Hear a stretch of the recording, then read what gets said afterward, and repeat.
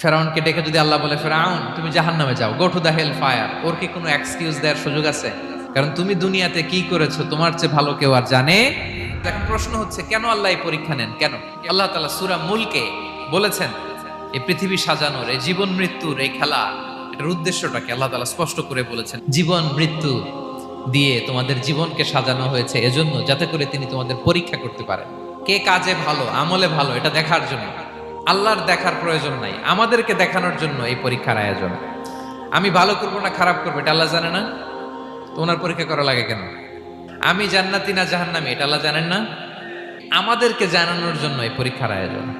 মানে তুমি জেনে যাও তুমি জান্নাতি না জাহান্নামী, এজন্য আল্লাহ তাআলা পরীক্ষার আয়োজন করেছেন। এখন আর আল্লাহকে এক্সকিউজ দেওয়ার সুযোগ নেই। আচ্ছা বলেন তো, আবু জাহেলকে যদি আল্লাহ এখন কিয়ামতের দিন বলে, Abu Jahl go to the hell fire, Abu জাহেলের কিছু বলার সুযোগ আছে? কারণ ও দুনিয়াতে কি করে আসছে এটাও জানে না।